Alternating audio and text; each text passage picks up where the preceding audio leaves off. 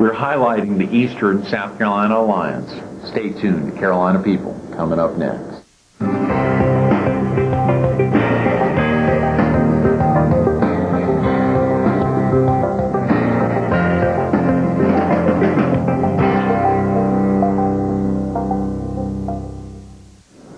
Good morning. Welcome to Carolina People. This morning we're in Florence, South Carolina at the Bell South Building. We're focused on the Eastern South Carolina Alliance, and all week we'll be visiting with economic development officers throughout the 7-member counties. This morning we're visiting with Dr. Bill Owens, a chiropractor in Cheraw and the second vice chair of the Eastern South Carolina Alliance.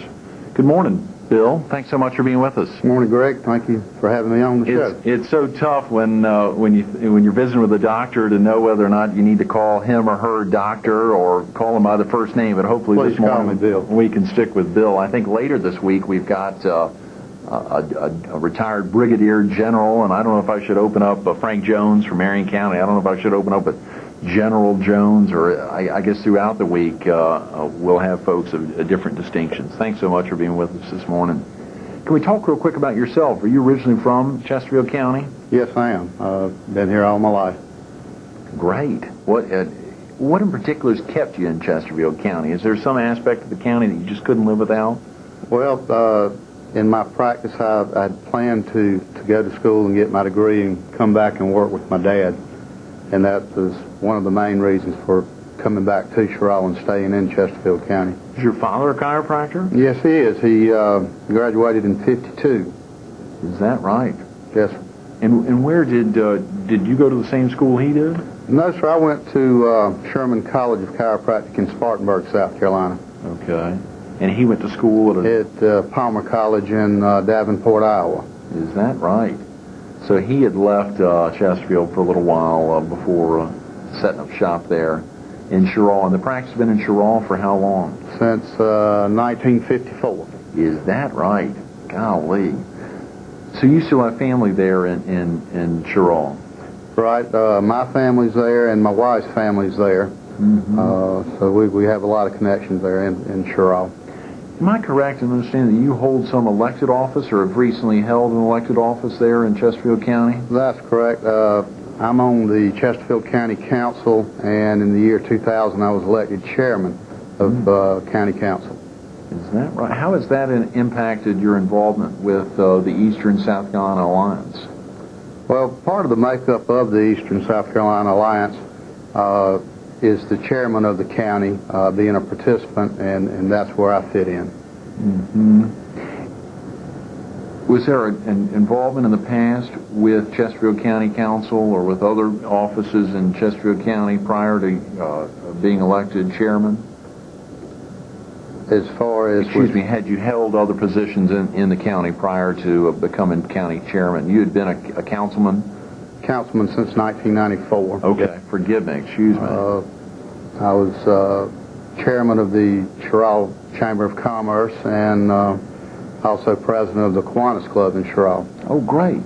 Golly, well, there's activities within the community in the PD area that do you get outside of Chesterfield County much to interface with other council chairmen? Right. The South Carolina Association of Counties is very functional with all the other counties and holding meetings, and that gives us a chance to talk with other council members. Mm-hmm. Can you give viewers an idea of what prompted the formation of the Eastern South Carolina Alliance, and who the 7 member counties are, and how you decided who would be part of the alliance? Well, to start with, we found that you have greater success in larger numbers, and each county has an economic development director. And by pooling all of our resources, not only with our money but also with our minds, we can come away with a better understanding of where we need to go with ESA. And ESA is composed of Chesterfield, Marlboro, Dillon, Florence, Darlington, Marion, and Williamsburg counties. Mm-hmm. Mm-hmm. And did you say who represents each county? I know you said a council chairman can be a representative. The makeup is the chairman of the county council or his designee, the Economic Development Director of the county, and we have someone from the private sector with economic development, or the director of the board of economic development, as well as we have Johnny Brown, who is the director of the PD Council on Governments. How was the mission for the cooperative set up? I mean, how did you figure out what was going to be the mission statement? Did you research other alliances in South Carolina or in the Carolinas or in the nation? Our mission statement was basically uniquely drawn up from amongst ourselves. We did use other organizations as far as obtaining bylaws and intergovernmental agreements. That was very helpful in that aspect. Has the state of South Carolina helped at all in the formation of the alliance? When I know this weekend I was traveling through the upstate and I saw some big billboards for the alliance, and they kind of have a picture of the state and then those multiple counties in the upstate pulled out. I know in the low country there's an alliance. We had Hugh Leatherman on a couple months back talking about his involvement with the Northeastern Strategic Alliance, a different alliance of which I think Chesterfield County is also a member. But when he talked about other alliances throughout the state, there are quite a few. Well, that's another reason why we felt like we needed to come together and form an alliance. As you mentioned, the Upstate Alliance and the Low Country Alliance were very important as far as getting some corporations located in those areas, and we're hoping to do the same with ours. Definitely. Bill, how is the Eastern South Carolina Alliance funded? We're funded annually by a per capita of 30 cents per person in each county. As we get on into our marketing campaign, we will be looking to the private sector to help in that respect. Is there any provision in the organization structure for dealing with, I hate to say competition between the members, but at some level it is bring industry to South Carolina, bring industry to the eastern part of South Carolina, bring industry to one of the 7 member counties. How will that happen when they get to the eastern South Carolina stage? How will an industry be targeted for a particular county? Okay, once the company targets us, they will submit specifications, qualifications, things that they are looking for. Eric Jones, who's our executive director, will filter through and locate the counties within us that have the qualifications and specifications that they're looking for. And once he has done that, then he will distribute the information to those counties that are qualified. If some company is just looking for us in general this area, then all the counties within ESA will be notified and given an opportunity to approach the company. Right. Has the establishment of ESA benefited the individual economic development of any of its member counties, or at least of Chesterfield County? Absolutely. It's given each county an opportunity to meet with other county economic development directors to discuss what are their needs and their thoughts, what are some of their actions that they're taking, and it just allows us to interact and make everyone's county a little bit better. That's a very good point as you think about it. Was there anything that had to happen before you all could get out for a search for a new director? Yes, Greg, we needed to, first of all, gain the trust and establish relationships within the members of the alliance. Once we did that, of course, the bylaws and intergovernmental agreements had to be drawn up and signed. And then once we were at that point, we needed to find office space and then also develop a job description for our executive director. Bill, you decided you need an executive director. What kind of qualifications had you figured out were needed for a successful candidate? Well, Greg, we needed someone that had marketing experience. We needed someone who was able to communicate, that had good skills as far as communicating with people, as well as writing abilities. We were looking for someone who was articulate, someone that had a lot of energy, that could come in and get our show up and going and keep it going. Today, obviously, we're at the Bell South building. Florence Darlington Tech has a very important presence here in the building, and I think there's a strong relation between Florence Darlington Technical College and the Eastern South Carolina Alliance. Can you tell the viewers real quick about that relationship? We have a very good relationship with Florence Darlington Tech. They are kind enough to provide us with office space free of charge and the use of a conference room. We have, with companies that are locating within the area, work with our technical colleges to see that their employees get training at either Florence Darlington Tech or Northeastern Technical College in Sherrill or the Williamsburg Technical College in Williamsburg County. How do you think the collective efforts of the groups within ESA have already begun to benefit since Eric taken over each of the counties within the membership? Well, again, I feel like we're sharing our ideas, and that's very beneficial to each economic development director, and it's going to be very beneficial to our counties once we begin our marketing campaign. And shortly here we'll have a ESA website up and running, which will be beneficial for the counties as well. And Bill, you all have begun thinking about that marketing campaign. Yes, we have. At our retreat, we talked extensively about where we wanted to go and how we wanted to approach things, and we're looking for that to get kicked off in the near future. Can you get an idea, or can you give an idea of what will make ESA so attractive that other counties will want to join in? Well, we hope that what we have to offer will be the main reason for attracting other counties. We do have some other counties that are looking at joining. We've asked them to join us, and we're waiting on a reply. Hopefully we'll be hearing from them in the near future. Yeah, very definitely. We have about a minute, but can we talk real quick about when ESA gets into the game? Obviously, when that employer is interested in South Carolina, when ESA gets into the game of letting them know all the opportunities that this 7-county area can do, how will ESA, obviously you talked about the website, when that's up, will be a great way for that potential employer to interface, but when they come to visit the area, will they travel the 7-county area? Depending upon the qualifications that they're looking at, the company will likely travel to the counties and see what they have to offer. Bill, I'd sure like to talk to you about your chiropractic practice, particularly with that same location since 1954. We'll have to get you on another time if you'd be willing to come back. Certainly will, Greg. Great. Thank you so much. Bill Owens, the second vice chairman of the Eastern South Carolina Alliance. Bill, thanks so much for being with us this morning. Thank you, Greg. Stay tuned for more Carolina People coming up next.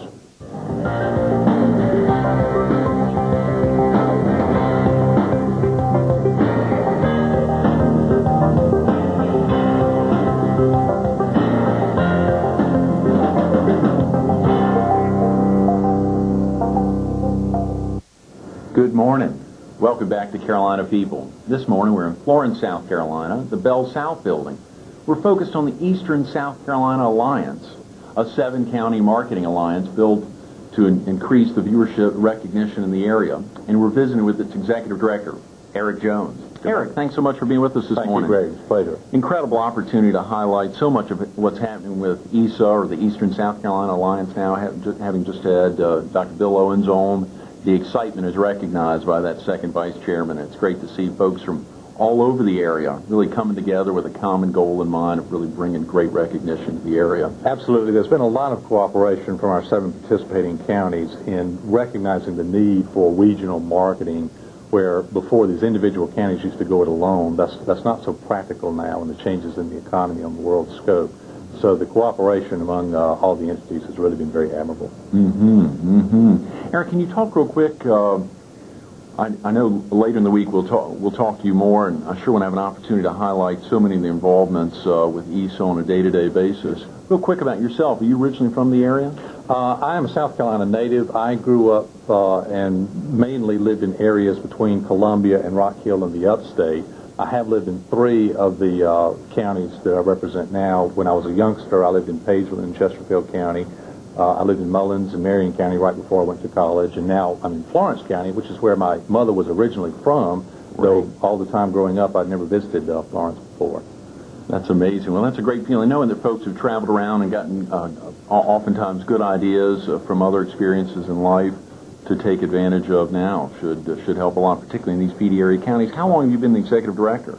I started January the 1st, 2002. But that was my start date. Now, of course, you know, moving companies don't work on that day, so I moved in on January the 2nd when we had that 6 inches of snow and ice, which caught me by surprise. But after that, things went smoothly. 6 inches of snow and ice in Florence County. That's right. Oh, God, I know I wasn't traveling up here that day. What about how you became aware of ESA and the opening, potential opening for an executive director? Well, in the couple of years before I came here, I was the editor of the business journal that served the upstate, and of course, in that position, I took newspapers from all over our state, and northern Georgia and central North Carolina, and of course, I did a lot of daily research on the internet. So, quite frankly, I can't remember exactly where I first became aware of the position, but when I came down and met with the board of directors of the personnel committee, this startup opportunity just looked so good that I thought this is the right time for me, and I'm glad that they chose me. And that background in journalism, and I want to talk a little bit about other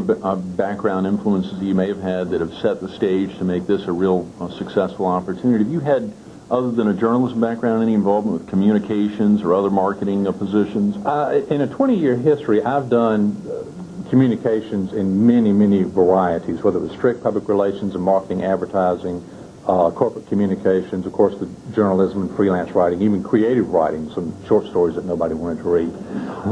But for me, even though the applications were different, the skill sets were the same. So all I had to do was take my 20-year background and apply it to the rather unique beast of economic development. But I think all of the background that I've had, whether it's in higher education, as a teacher and as an administrator, with a business background, both as an independent consultant and with the management positions that I've had, all of this now has culminated for me in this position. So I think it's a good fit. I'm here to stay. Great. Well, it's a perfect area to be, right in the heart of so much growth Absolutely. Throughout the Palmetto State. What about the opportunities of, oftentimes, and it was good that Dr. Owens was able to talk about this a little bit, but oftentimes it had been where single counties were promoting themselves and trying to get the word out. It was very difficult, whether it's Chesterfield County or Marlboro, Dillon. Right. Now using these counties together in this, as you say, a marketing consortium. Exactly. A great opportunity. How has that changed? How has the mindset? It's probably been a very difficult thing, teaching an old dog new tricks. Well, Greg, I don't think it's been as difficult because there has been a recognized need that the regional marketing alliances are not just a new gimmick or a new trend. It's now the norm. Now, certainly 5-10 years ago, the individual counties did try to go it alone, but to compete on a world scope, because everybody gets the excitement of new international companies that come in. And, of course, we saw that in South Carolina. Well, all over the Southeast with the automotive companies. BMW here in our own state, Mercedes in Alabama, Honda and Hyundai, Toyota, Nissan, all over the Southeast, Kentucky, Tennessee, the Carolinas, Georgia, Alabama. We've had a great amount of success with the automotive industries of people coming into the U.S., the world's largest market. Now, it's very difficult for a small county to get on the picture worldwide. So the Eastern Alliance really exists because others like it exist within our own state and within our neighboring states. North Carolina, directly above us, is North Carolina East, which is an 11-county alliance, very much like us in our demographics. Of course, Central and Southern Virginia has strong alliances. So it's just standard practice now. The alliances are here to stay. It's the new method of doing business. That ties in real well to the next question. Obviously, there are other alliances. Yes. You recognize those. Was there a concerted effort to study how those alliances were formed, how they have maintained, and how they've grown? Very much so, Greg. Of course, when I was the editor of the business journal of the Upstate, I covered the launch of the Upstate Alliance, which is the 10-county region, with Greenville, Spartanburg, and Anderson being the strong, well-known counties. And I think, in part, I may have been brought here, for that knowledge. We could do some comparative studies and know how to move forward. But also, one of the advantages that I've had, one of the requirements for my job was to complete the South Carolina Economic Developers School, and that's taught down at the College of Charleston, but it's done in a very good way in that the teachers are economic development professionals working all over the state. Right. So rather than just learning book theory, they are actually sharing with us their experiences of successes and failures. Right. So we get a chance to see what is going on, whether it's for one county, one city, or a region, and draw from that wealth of experience. And that's been a very good opportunity. And the amazing aspect there is, are those folks truly able or willing to divulge failures and how it shouldn't happen again to other parts of the state? Surely there is some level of, not competition, but the low country, the Midlands, the up country. There is competition when you actually look at a prospect coming in having to finally choose one area. Then everybody gets very defensive. But again, in the Economic Developers School, the instructors were perfectly candid. People, in the class who shared their questions and their own experiences. It truly was an attempt to say, look, we may be in different counties, but we're all in South Carolina, and we're promoting for the good of our state. So let's see what we can do so that we don't lose opportunities to the other Carolina, to Virginia or Georgia. And, of course, we saw some of that this year with the Daimler Chrysler plant. We wanted it. Georgia got it. Next time, we hope we'll get the next one. Absolutely. Very tough timing there, the election and otherwise. Sure. Eric, real quick, I know the acronym is different, albeit Eastern South Carolina Alliance. We have heard, and obviously early in September, we did a focus for a few days on another alliance, albeit considerably different to a great degree. Can you talk a little bit about the difference between ESA and NISA, the Northeastern Strategic Alliance? That's a very, very important difference. As a matter of fact, my counterpart at that organization, Ron Chatham, was instrumental in the formation of the Eastern Alliance and actually sat on the personnel committee as they were developing the job description and looking for candidates before I came on board. The Northeastern Strategic Alliance has the ability to access state and federal funds to build infrastructure, roads, bridges, water, sewer, everything that's needed as a prerequisite. So the Eastern Alliance, I feel, couldn't really exist without NISA. We have to have the products to show. NISA could perhaps exist without the Eastern Alliance, but once they build a project, there's no point building another one if they don't have prospects come in and look at the activity. So they put the products in place, I do the marketing, and together we can bring in the prospect activity. So in my mind, we're totally interdependent. And I see Ron Chatham, on a monthly basis, and I have a great working relationship with him, and very grateful for all the help he's given me. Lots of guidance this year, too. He's really helped me tremendously. Well, that's wonderful. I hope at some point, I talked to Ron and Fred Carter and Ron Engel and other folks within that organization about doing a focus week at some point on NISA. And in all candor, I think a great week even later in middle part of next year would be to do a half week on each of y'all, and then a day where both you and Ron were able to come in and talk about some of the, albeit distinctions, some of the great opportunities in working together. Absolutely. That could happen. Absolutely. How about your first order of priority since joining in January? Well, as I said, this was a startup for me as a staff person. Now, the board of directors for 2 years had done a tremendous amount of work on behalf of this organization, setting the vision and the mission, the goals, and even how they wanted the organization structured. So when I came on board to fulfill all those dreams, first order of business was to set up the office. And I'm, of course, very grateful for Dr. Charlie Gould, president of Florence Darlington Technical College, to give us this facility here in our offices in their health sciences campus. But get the office wired in, ramp up the staff, hiring Linda Boone Smith as my right-hand gal has really helped the office take off here in the last quarter of this year. But, of course, I had to learn the intricacies of the economic development community because it is a peculiar beast, and had to learn how to apply my marketing background to this specific application. And then, of course, chiefly, first and foremost, was to get the marketing plan together. I just came back from a planning retreat with my executive committee. We have looked very critically at how we want to proceed with a very effective marketing plan that will last not only through the coming year, but set goals for 1, 2, and 3 years after that, and how much money we're willing to put into that. So we will go to our next full board meeting to give these proposals and get approval to move forward. But that's been the big focus for this first year. Spectacular. Spectacular. Since arriving on that early January and the 6 inches of snow and ice, it melted. Have you had an opportunity to travel through the 7-county member county? That was the first order of business. I needed to go back. I needed to meet all the development boards in the individual counties, meet the county councils, meet all of the people who are affected by this organization. And also, from the economic development agency heads, I got tours of the industrial sites and the available buildings. Of course, for me, it was good to revisit some old areas like Pageland, which I hadn't been to in 35 years, and Mullins I hadn't been to in 20 years.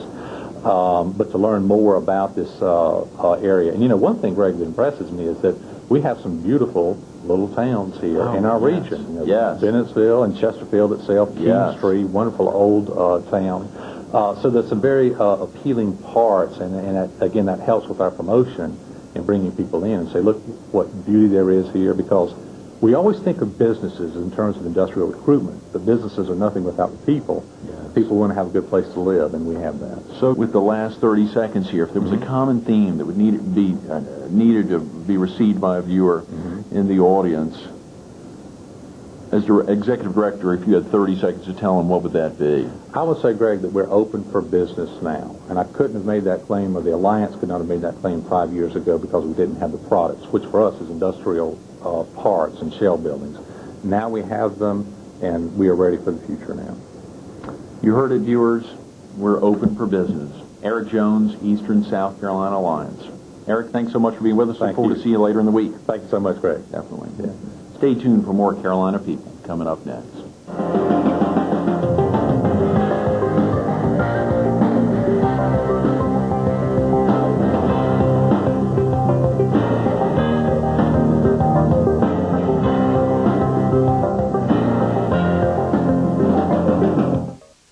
We want to thank Linda Boone, Eric Jones, the Eastern South Carolina Alliance and its 7 member counties for making Carolina People such a great success.